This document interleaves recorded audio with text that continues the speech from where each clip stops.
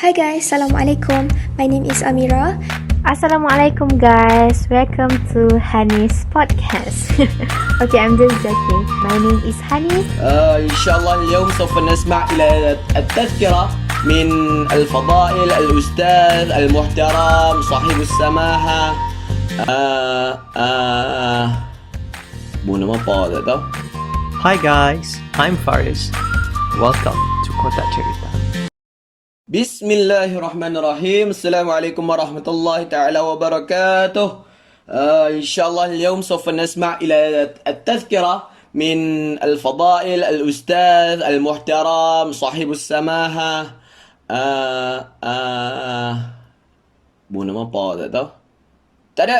Hari ini kita bukan nak cakap pasal agama, kita bukan nak sembang-sembang pasal agama, tapi mungkin kita boleh sembang berkaitan tentang agama. Saya dijemput oleh podcast Kotak Cerita Podcast. Katanya mentah-mentah hampa tahu aku ni jenis orang kuat sembang, so aku sembang tak apa. Aku nak sembang. Tajuk yang diberi adalah pengalaman. Pengalaman saya pernah belajar di Morocco. Sebelum tu saya kenalkan diri saya. Saya lebih suka dikenali sebagai Bro Aan. Bro apa? Bro Aan. Dimintanya kepada saya untuk bercerita tentang kisah pengalaman saya belajar di tanah orang. Belajar di Morocco. Okey? Nak cakap pasal belajar di Morocco ni tak lama pun, 3 bulan. Cuma apa yang nak saya cerita tu boleh jadi banyak. Kita boleh cerita macam mana saya boleh pergi sana, macam mana saya boleh belajar kat sana, apa pengalaman saya belajar kat sana. Semua saya boleh cerita. Banyak pengalaman menarik kat Morocco ni. Cuma apa yang saya nak cerita hari ni, sebab dia bagi masa kita tak banyak, dia bagi masa kita pendek, tapi dia tahu kita kuat sembang, so dia warning kita awal-awal, jangan sampai sejam Lebih sikit kat bawah, tapi jangan borak sampai sejam, sebab ni borak-borak podcast katanya. Okey. Saya Bro Aan, saya pernah belajar di Morocco di Dirarga Agadir. Dirarga ni kalau kita nak kata jarak antara Dirarga ni dengan ibu kota seperti KL dan Kelantan. Dalam 460 km macam tu, 4 jam perjalanan. Cuma banyak benda yang saya nak kongsikan hari ni. Sikit je, cuma tapi benda tu banyak sebab dekat Dirarga ni, bila kita belajar dekat kawasan kampung ni, kita dapat banyak benda lebih kepada adat-adat diorang, lebih kepada tradisi-tradisi diorang. Okay, let's go guys. Kita tengok apa yang ada kat Morocco, tak ada dekat Malaysia. Jom kita tengok. Mungkin hari ni saya akan cerita pasal glosari je. Kalau nak tahu cerita banyak lagi, boleh jemput saya lagi kot lepas ni. Kita boleh jemput lagi lepas ni. Saya akan cerita semua, cerita sedih, cerita gembira, cerita terkejut, semua ada. Cuma hari ni saya nak cerita roughly je tentang benda-benda yang interesting mungkin. Saya tak tahu, tapi saya rasa interesting sebab benda ni tak ada kat Malaysia. Okay, masa saya belajar kat Agadir, Morocco tu, saya nak cerita pasal mungkin pertama ni pelik, tapi saya nak cerita pasal lori sampah. Lori sampah dekat tanah Dirarga Agadir, Morocco. Masa saya pergi ke kelas, saya nampak ada sampah depan rumah saya. Bila saya balik daripada kelas, saya tahu sampah tu hilang. Tapi bila saya fikir-fikir balik, apa yang buat saya tertanya-tanya, bila saya tengok motor kat sini semua motor yang kita kena kayuh dulu, and then baru kita start engine, baru masuk gear. Tapi bila saya tengok, macam tak logik dengan permukaan bumi yang macam tu, ada lori sampah kat situ. So saya tanya, macam mana sampah tu boleh hilang sedangkan perumahan kat situ banyak? So satu hari saya decide dengan kawan saya, weh, hari ni aku nak tunggu lori sampah datang, baru aku tenang. So saya decide dengan kawan saya pun tunggu. Tunggu.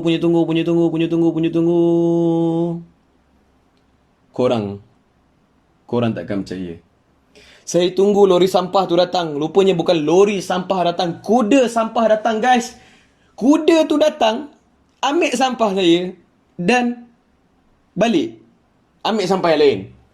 Dan besoknya pun macam tu, kuda juga. Kalau kita tengok macam dekat Malaysia ni, banyak kenderaan-kenderaan yang kereta yang macam canggih-canggih lah, kita boleh lah kata, kalau nak canggih-canggih, motor-motor yang laju-laju. Dan so macam kena lah lori sampah tu dekat Malaysia. Tapi bila kau tengok kat sana, punyalah, ya Allah, memang aku kata, payah lah nak ada macam kereta-kereta laju-laju ni, memang orang kaya je dah. Lepas tu,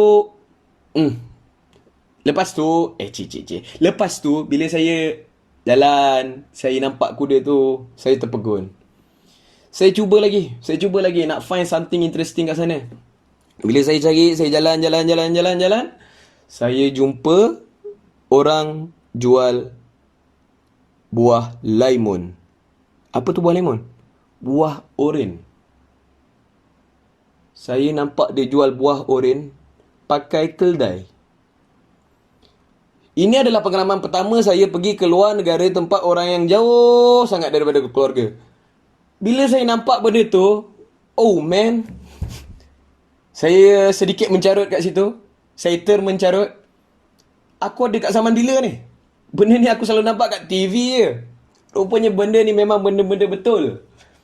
Lori sampah pakai kuda, jual pakai keldai. And dekat sana kita boleh nampak suasana nak pergi kelas, tapi kita kena berhenti. Sebab apa? Ada Shaun the Sheep crossing the roads, you know. Shaun the Sheep crossing the roads. Oh man, tak pernah aku nampak ada sheep crossing the roads kat Malaysia. Oops, Malaysia. Tapi kat sana kita boleh nampak Shaun the Sheep crossing the roads. Memang banyak ada orang hambat tu pakai bawa anjing semua tu kan. And then bila saya dah tengok tentang kuda, saya dah tengok keldai, saya tengok biri-biri, saya perhatikan anjing diorang.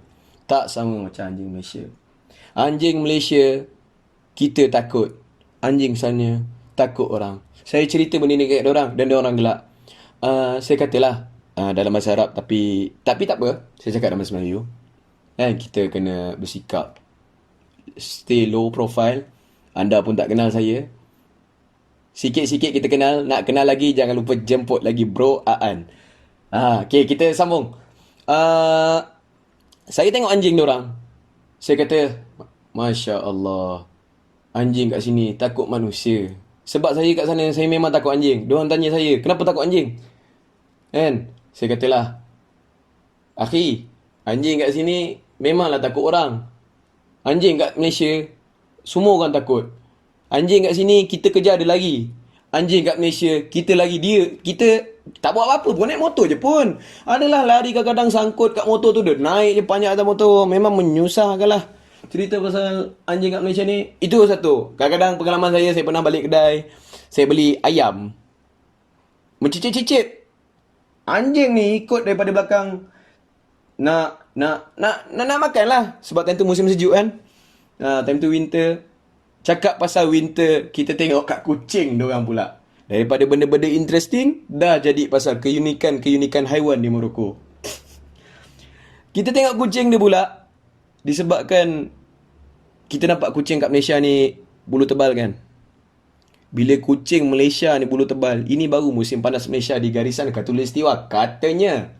Tak, bukan katanya, memang khatulistiwa. Tapi bila kucing kat sana guys, diorang, aku kata, memang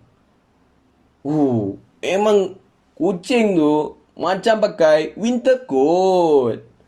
Tebal lah. Boleh tengok kucing-kucing musim sejuk kan. Dia macam bulu tu tumbuh tak teratur dengan musim sejuk ni lagi.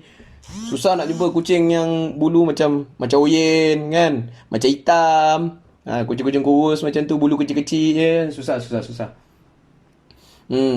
Okey lah tu. Cukup lah. Sembang banyak-banyak pun tak guna. Dah 8 minit. Dah lebih 3 minit dah ni. Mungkin next akan datang banyak benda yang kita boleh sembang. Kita boleh cerita. Kalau saya nak bagi sedutan episod yang akan datang, saya nak cerita pasal apa, saya cuma nak cakap satu je. Belajar tempat orang ni, indah khabar dari rupa. Tapi jangan judge awal-awal. Kalau nak tahu apa yang indah khabar dari rupa tu, kita pergi ke akan datang lah. Saya pun dah bercelaru dah cakap apa ni. Takap pula. Kita pergi ke slot yang akan datang, kita dengar apa maksud indah khabar dari rupa. Ini pengalaman saya. Kalau ada yang berlainan, saya minta maaf. Tapi ini pengalaman saya. Indah khabar dari rupa. Bak kata pepatah, hujan emas di negeri orang, hujan batu di negeri sendiri. Lebih baik di negeri sendiri. Sekian, terima kasih daripada saya. Bro Aan. Ciao, geng.